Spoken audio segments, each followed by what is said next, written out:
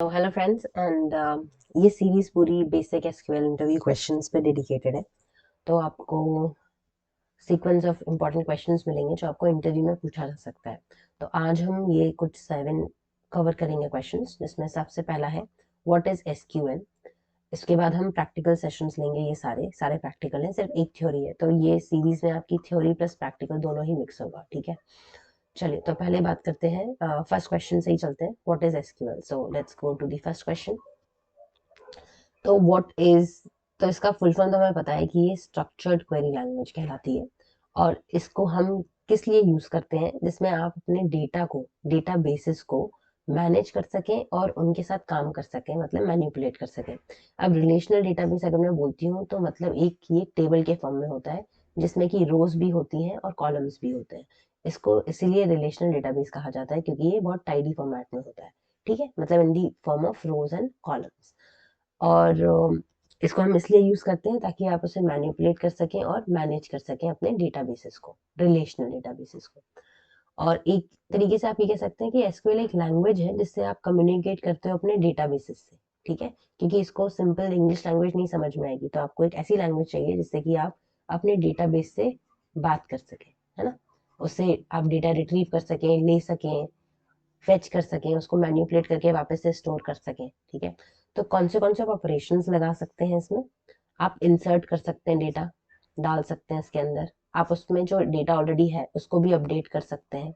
ठीक है, डिलीट कर सकते हैं उस रिकॉर्ड को, ये हम देखेंगे अभी। ठीक है, आप उसमें जॉइंस लगा सकते हैं, जो अलग अलग आपके पास टेबल्स हैं उनको आप जॉइन लगा के वापस से स्टोर कर सकते हैं। आप ग्रुप कर सकते हैं अलग अलग डेटा को, ग्रुप बाय और हैविंग फंक्शन है जो हम आगे देखेंगे।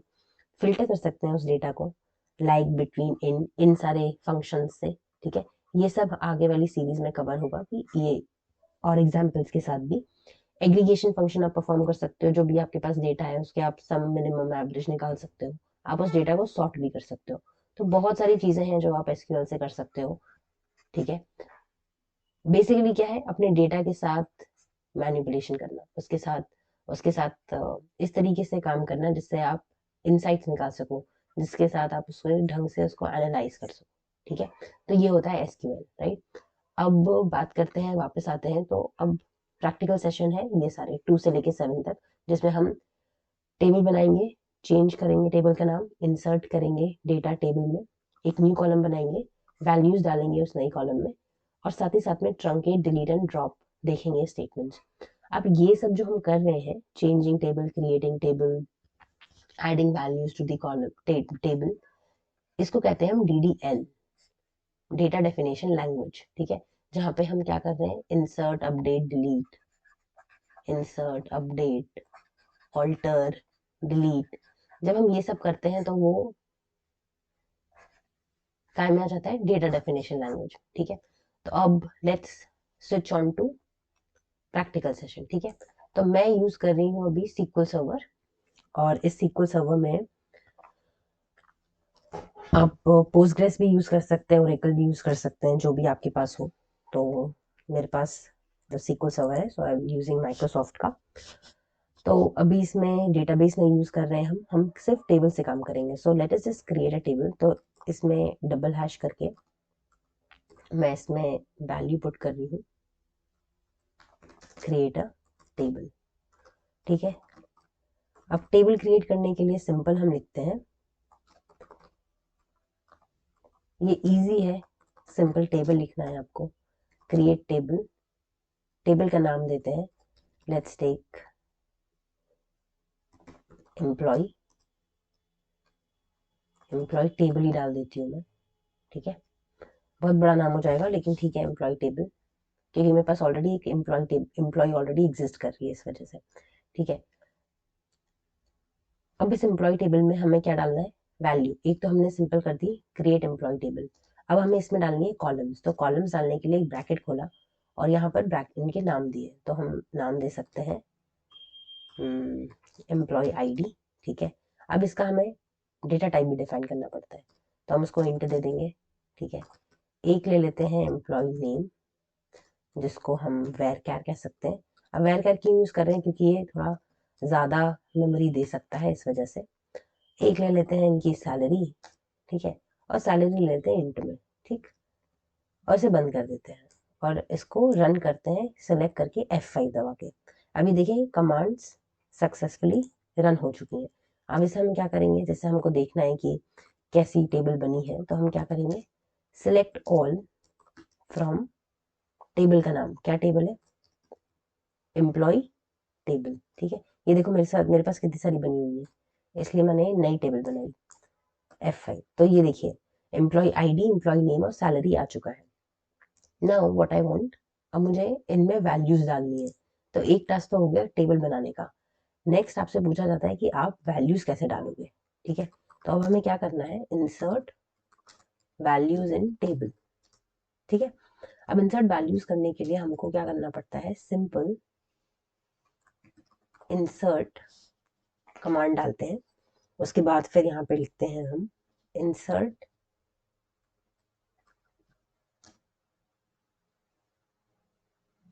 इनटू, टेबल का नाम एम्प्लॉय टेबल, ठीक, और अपनी कॉलम्स देंगे सारी, कौन सी है, एम्प्लॉय आईडी, एम्प्लॉय नेम, ये अपने आप लिखा जाता है यहाँ पर नीचे। इसमें सबसे अच्छी बात ये है, आप बस उसे सेलेक्ट कर दीजिए, आ जाएगा, ठीक है। और फिर लिखेंगे हम वैल्यूज, वैल्यूज में अब हम वैल्यूज डालना शुरू करेंगे। तो यहाँ से लेट्स टेक वैल्यूज, वैल्यूज में ये सारी 3 वैल्यूज आएंगी। तो जैसे 1 ले लिया, एम्प्लॉय का नेम ले लिया, LS स्ट्रिंग है, वेर कैर है, इसलिए इसको कोट्स में डाला, सैलरी भी इंट में ली है, तो जैसे सैलरी 45,000 ले लो। नेक्स्ट एंट्री करनी है हमको सेकंड, तो यहाँ पर ले लेते हैं चार्ली, ठीक है, और यहाँ पर सैलरी भी ले लेते हैं कुछ इस तरह से, ठीक है, 3। तो ये जितनी आप टेबल्स बनाएंगे, जितना टाइप करेंगे उतना आप ही के लिए अच्छा है। जब तक मैं ये बना रही हूँ, जब तक it's better to say something, तो इनकी आईडी भी बन जाएगी और साथ ही साथ में कोई नाम ले लेते हैं, जैसे किया, ओके, 70 समथिंग, राइट। और आप सेमीकोलन से इसे बंद भी कर सकते हैं। So let's just run this, 4 rows affected, मतलब ये बन चुकी है। अब आपको अगर फिर से देखनी है इस टेबल को, सिलेक्ट ऑल कर देंगे, तो ये देखिए आपकी इस टेबल में वैल्यूज आ गई, ठीक है। तो ये एक सिंपल क्वेश्चन होता है बेसिक, कि किस तरीके से टेबल बनाई जाती है और किस तरीके से वैल्यूज उसमें डाली जाती है, ठीक, इस तरह से वैल्यूज डालेंगे। अब आपको नेक्स्ट क्वेश्चन था कि हमको क्या करना है, रीनेम करना है कॉलम को, ठीक है, rename table, sorry, right. So rename table, how will you rename, कैसे करेंगे टेबल को। अब अलग अलग डेटाबेस मैनेजमेंट सिस्टम में अलग अलग कमांड्स होती हैं, ठीक है। क्योंकि मैं काम कर रही हूँ माई सीक्वल सर्वर में, तो यहाँ पर आ जाएगा EXEC, ठीक है, और यहाँ पर एक स्टोर्ड प्रोसीजर है खुद की, मतलब एक ऑलरेडी बनी हुई क्वेरी जिसे मैं यूज कर रही हूँ रीनेम करके, ठीक है। और यहाँ पे मैं जैसे इसका नाम दे देती हूँ एम्प्लॉई अंडरस्कोर न्यू, ठीक है। तो ये आ जाएगी आपकी सॉरी पुरानी old column then new column. So पहले तो मेरी ओल्ड है employ table, and new column का मेरा आ जाएगा let's take employ new, right. मैंने थोड़ा सा शॉर्ट फॉर्म कर दिया ताकि हम बार बार इसे यूज करेंगे। अब अगर मैं इसको एग्जीक्यूट करूं, तो ये एक मुझे वार्निंग देता है, लेकिन ये चल जाती है क्वेरी। तो अगर मैं अभी भी सेलेक्ट ऑल फ्रॉम, अब अगर नई टेबल मुझे का नाम देना पड़ेगा, तो मैं ये दूंगी और इसको रन करूंगी तो वही आ जाएगा। अब सपोज मैं अगर पुरानी टेबल को रन करती हूँ, select all from employ table, तो देखिए ये क्या देता है, ये कहता है it does not exist, invalid object name, मतलब कि ये ऑलरेडी इसका नाम चेंज हो गया है एम्प्लॉय न्यू से, ठीक है। तो अब ये एम्प्लॉय न्यू चलेगी, ठीक है। तो ये रीनेम हो गई टेबल। अब नेक्स्ट हमारा क्वेश्चन क्या था, ऑल्टर करनी है हमको, है ना, मतलब कि हमको एक ऐड करना है, ऐड अ न्यू कॉलम। अब सपोज मेरे पास जो टेबल है इसमें मुझे एक और कॉलम चाहिए, सपोज डिपार्टमेंट चाहिए मुझे यहाँ पर, ठीक है। तो मैं क्या यूज करूंगी यहाँ पे, ऑल्टर। ठीक है, एक ऑल्टर कीवर्ड है वो मैं यूज करूंगी। फिर दूंगी ऑल्टर टेबल। कौन सी टेबल है, अब क्योंकि एम्प्लॉय न्यू चल रही है तो मैं एम्प्लॉय न्यू लूंगी। ठीक है, और फिर मैं यहाँ डालूंगी ऐड क्या, डिपार्टमेंट। ठीक है, और इसका भी मैं ले लेती हूँ वेर कैर, वो तो देना ही पड़ेगा आपको, एक डेटा टाइप। ठीक है, तो इस तरह से अगर हम फिर से इसे सेलेक्ट करके रन करेंगे तो आप देख सकते हैं कि एक कॉलम जो है वो ऐड हो गई है ऑल्टर करके। ठीक है, तो बेसिकली हमने क्या करा, डेटा डिफाइन करा, डेटा को ऐड करा, इंसर्ट करा। ठीक है, उसके बाद फिर उसमें और इंसर्शंस करें, एक नई कॉलम बनाई उस टेबल में, टेबल को रीनेम कर दिया। अब क्या करना है, हमें यहाँ नल वैल्यूज नहीं चाहिए। ठीक है, अब हमें इसमें वैल्यूज भी डालनी है। तो वैल्यूज अपडेट करने के लिए हम क्या करेंगे, अपडेट क्वेरी यूज करेंगे। ठीक है, तो हम अब लेट्स अपडेट, अब क्या लिखेंगे हम, अपडेट कौन सी टेबल, मेरी एम्प्लॉय न्यू, तो लेट्स टेक ईएमपी और न्यू। ठीक है, और यहाँ पे मैं सेट करूंगी डिपार्टमेंट इक्वल्स। अब क्योंकि अलग अलग एम्प्लॉयज के अलग अलग डिपार्टमेंट हो सकते हैं, सबका एक डिपार्टमेंट हो जरूरी नहीं, तो इसमें मैं एक चीज यूज कर रही हूँ जिसका नाम है केस वैन। ठीक है, तो जब आप केस वैन यूज करते हैं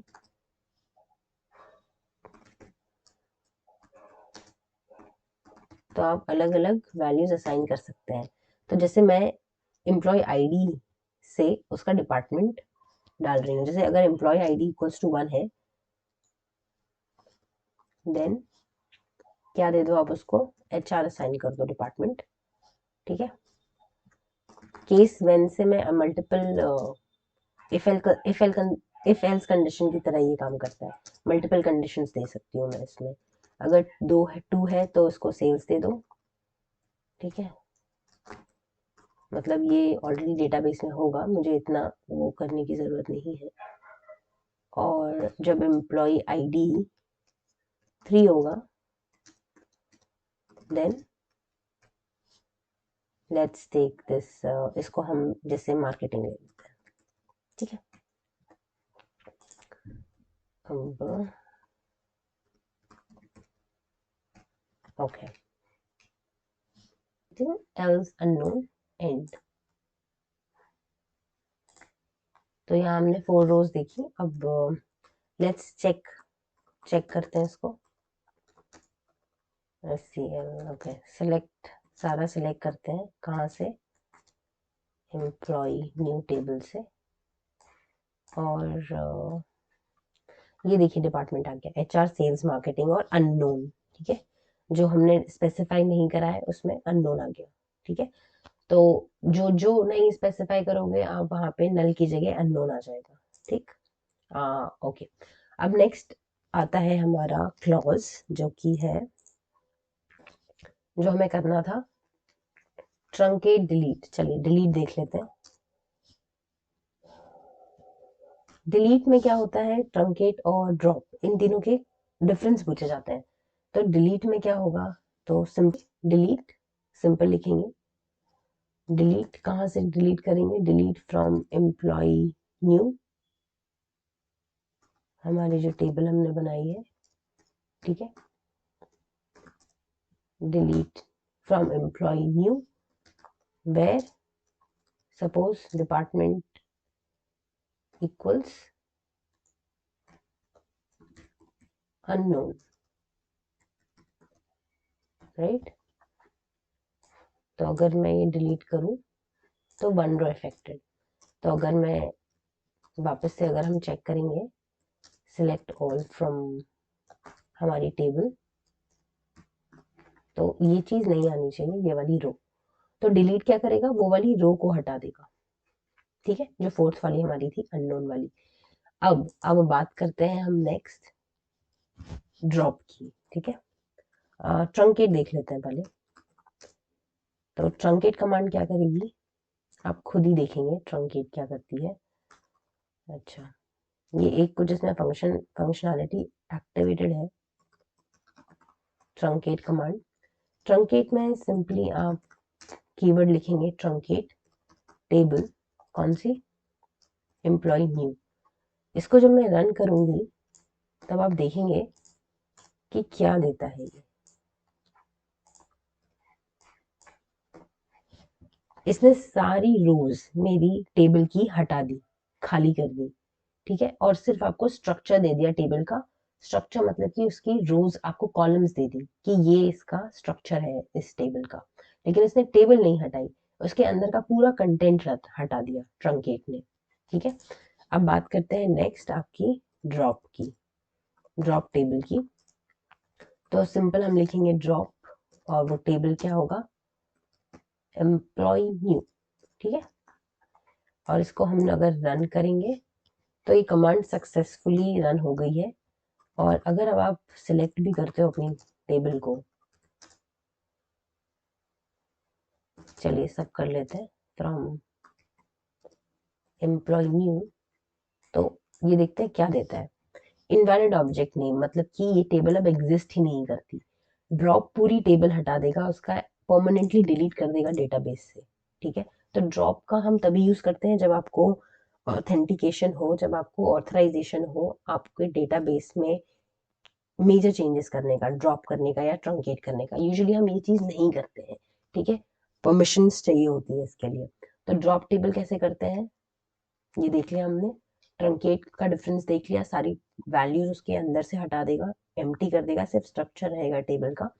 और डिलीट सिर्फ पर्टिकुलर रो डिलीट करेगा जो हमें नहीं चाहिए, या तो वो नल वैल्यूज होगी या तो फिर आप उसे ड्रॉप करना चाहते हो किसी फिल्टर के थ्रू, ठीक है। तो ये हमने देखे बेसिक फंक्शंस डीडीएल के, ठीक है, डेटा डेफिनेशन लैंग्वेज के। और अब नेक्स्ट सीरीज में हम और एडवांस क्वेश्चंस देखेंगे। Till then thank you and happy learning.